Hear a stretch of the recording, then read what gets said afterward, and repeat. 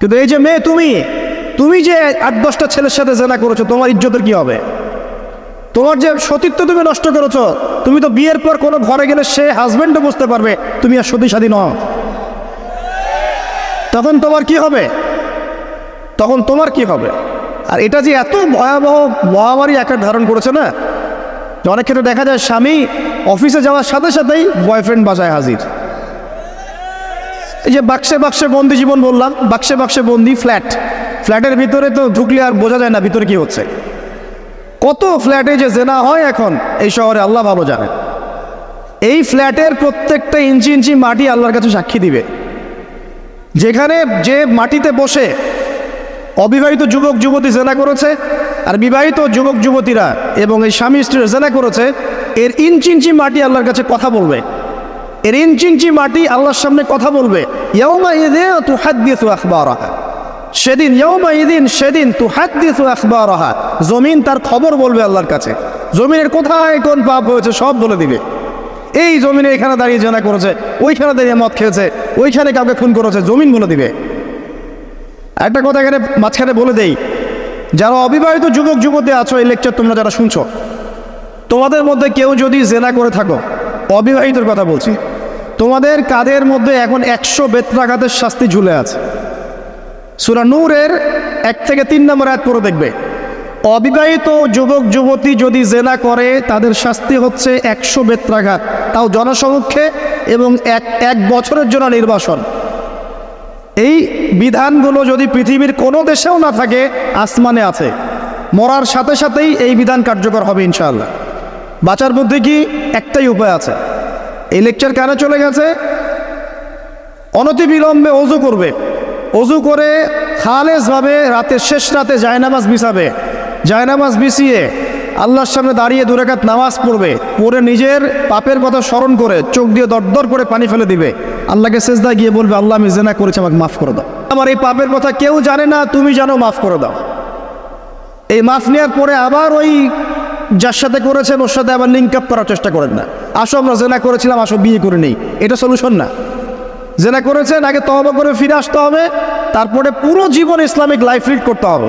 আল্লাহ যদি দেখেন যে হ্যাঁ আপনি ঠিকঠাক তওবা করে আল্লাহর কথা চলছেন, আল্লাহ তখন আপনাকে নেককার স্ত্রী দিবে ইনশাআল্লাহ। এই এই এই একমাত্র রাস্তা যুবকদের জন্য এবং যুবতীদের জন্যেও। যুবকরা না হলে পার পেয়ে যেতে পারে, কারণ একটা কথা সমাজে প্রচলিত আছে না, যে ছেলে মানুষের ইজ্জত তো সহজে যায় না, গোপন হয়ে গেছে, কেউ জানে না, আল্লাহ মাফ করে দিয়েছেন, সে হয়তো পার পেয়ে গেল। কিন্তু এই যে মেয়ে, তুমি যে 8-10টা ছেলের সাথে জেনা করেছো, তোমার ইজ্জতের কি হবে? তোমার যে সতীত্ব তুমি নষ্ট করেছো। তুমি তো বিয়ের পর কোনো ঘরে গেলে সে হাজবেন্ডও বুঝতে পারবে তুমি আর সতী সাথী নও। তখন তোমার কি হবে?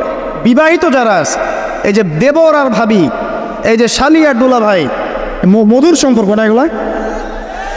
দাঁড়াও, এগুলো মধুর সম্পর্ক। দেখা যায় সুবহানাল্লাহ, এই যে আমার এখানে ফোন আছে না, আমাদের অফিসিয়াল পেজ আছে, অফিসিয়াল পেজে যত প্রশ্ন আসে দেখি ম্যাক্সিমাম জেনা কেন্দ্রিক, ব্যভিচার কেন্দ্রিক, পরকীয়া কেন্দ্রিক।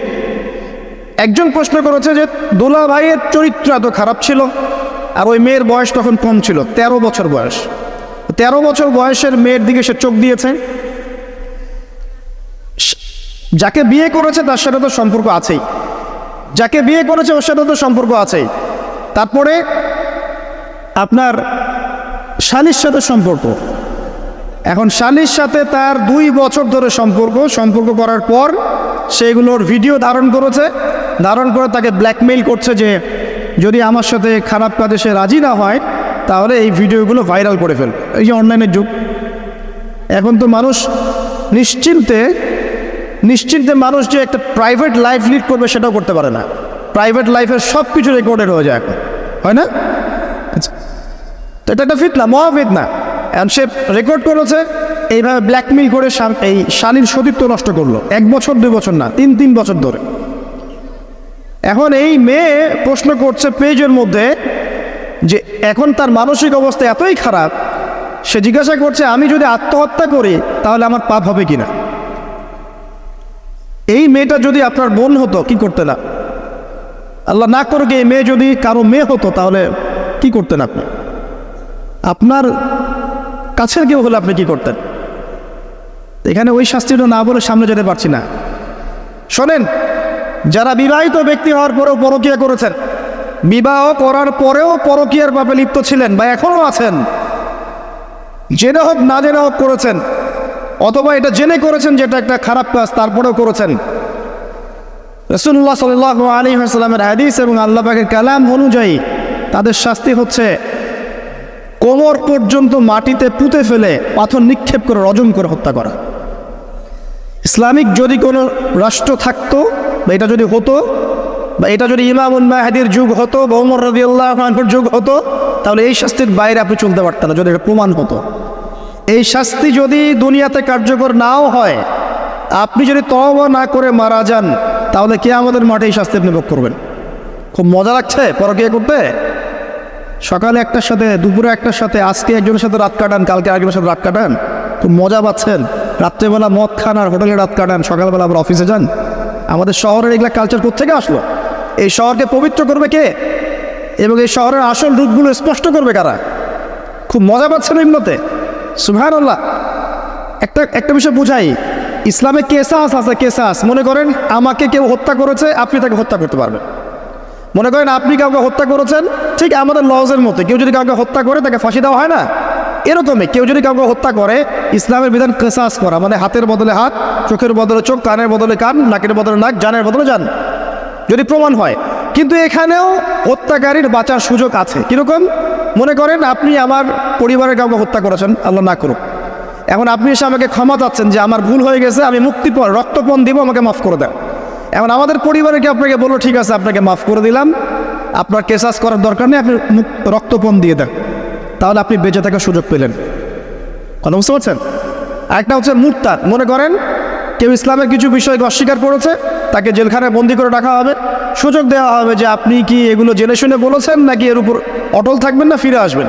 সে যদি বলে না আমি তওবা করলাম, আমি এগুলো থেকে ফিরে আসলাম, ও বেঁচে থাকার অধিকার পেয়ে গেল। কিন্তু বিবাহিত ব্যক্তি যারা ব্যভিচার করেছে, বিবাহিত ছেলে বা মেয়ে ব্যভিচার করেছে, তওবা করে যদি ফিরেও আসে, রজমের শাস্তি থেকে বাঁচার কোনো সুযোগ নেই। আল্লাহর কাছে ক্ষমা চান, ইস্তেগফার করেন। জেনার ফলশ্রুতিতে সমাজে মহামারী নেমে আসে। জেনা, পরকীয়া, অশ্লীলতার কারণে সমাজে এমন সব রোগ ব্যাধির উদ্ভব হয় যেগুলো কখনো ছিল না। এই শহরটা জেনার শহর। আমাদের এই ঢাকা শহর জেনার শহর। আপনাকে এটা বোঝার জন্য আমার লেকচার না শুনে আপনি পেপার পত্রিকা ঘাটেন, অনলাইন সার্চ করেন, দেখবেন এই শহরে আনাচে কানাচে জেনা হয় এবং ওপেন জেনা হয়, মানুষ জেনাকে হালাল মনে করে। এই শহরের যুবক যুবতী যারা একে অপরের সাথে বয়ফ্রেন্ড গার্লফ্রেন্ড কালচারে লিপ্ত আছে, এটাকে তারা হালাল মনে করে, কেউ হারাম মনে করে না। কত বড় সাহস দেখায়। আর রাস্তা দিয়ে আমরা হেঁটে গেলেও বয়ফ্রেন্ড গার্লফ্রেন্ড এসে আমাদেরকে সালাম দেয়, হুজুর আমাদের জন্য একটু দোয়া করেন। তো প্রত্যেকটা পার্কে পার্কে যাবেন, এই যে আপনাদের রেস্টুরেন্টগুলোতে যাবেন, দর্শনীয় যে স্পটগুলো সেখানে যাবেন, দেধার সে জেনা হচ্ছে, জেনা আর জেনা। আমি এই যুগের কথাই বলছি। নবী সাল্লাল্লাহু আলাইহি ওয়াসাল্লাম বলছেন, আমাদের নবী বলছেন, আমার উম্মতের একটা অংশ, সবাই না, আমার উম্মতের একটা অংশ অবশ্যই জেনাকে হালাল করে নেবে, অবশ্যই মদকে হালাল করে নেবে, মদ পান করবে কিন্তু মদের নাম অন্য দিবে, এবং তারা গান বাজনা বাদ্যযন্ত্র নর্তকীদেরকে হালাল মনে করে নিবে। নবী সাল্লাল্লাহু আলাইহি ওয়াসাল্লাম বলেছেন, যখন সমাজে এরকম পাপ বাড়ে তখন সমাজে এমন সব রোগ ব্যাধি আসে যা আগে কখনো ছিল না। এবং এদের ব্যাপারে নবীজি বলেছেন, একদিন সকালবেলা আল্লাহ পাক এদেরকে বানর এবং শুয়োর বানিয়ে দিবেন। কিয়ামতের আগে এই ঘটনাও ঘটবে, বিকৃত হবে। ভূমিধস, ভূমিকম্প, ভূমিধস এবং আকৃতির বিকৃতি, এগুলো আযাব আসবে আল্লাহর কাছে, আল্লাহর পক্ষ থেকে, এই জেনা, এই ব্যভিচার, এই পরকীয়া, নোংরামি, অশ্লীলতার কারণে। ঘরে ঘরে এগুলা বয়ফ্রেন্ড গার্লফ্রেন্ড কালচার, কেউ মনে করে না যে এগুলো হারাম। কেউ মনে করে না যে আমার এই যে সহপাঠী আমার গায়রে মাহরাম। এই গায়রে মাহরাম শব্দটাই নাই। কাজিন, চাচাতো বোন, মামাতো বোন, খালাতো বোন, এই যে কাজিন, এরা জেনা করছে।